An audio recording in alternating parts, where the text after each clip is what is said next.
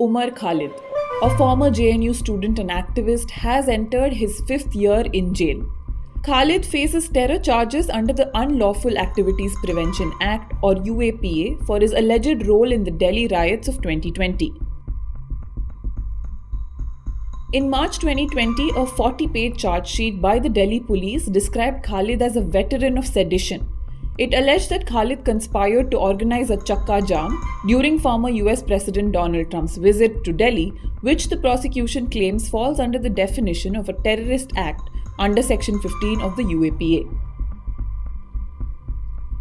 Khalid's bail pleas have been denied twice by the trial court and once by the Delhi High Court, which cited the Supreme Court's 2019 Zahoor Ahmad Shah Watali ruling.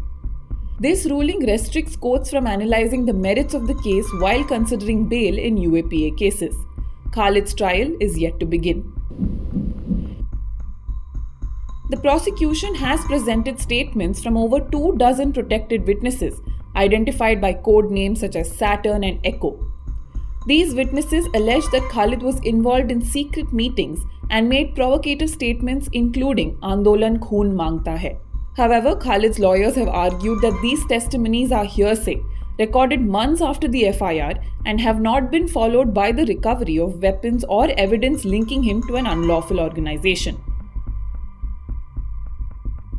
The prosecution claims Khalid wasn't in Delhi during the riots but in Amravati, Maharashtra.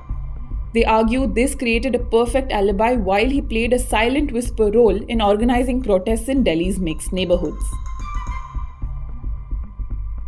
In March 2022, a Karkarduma court rejected Khalid's first bail plea, stating that the allegations were prima facie true. The Delhi High Court upheld this view in October 2020, noting that Khalid's name was mentioned repeatedly in connection to the conspiracy. Despite multiple challenges, Khalid's bail pleas have been rejected, with the courts accepting the state's circumstantial evidence.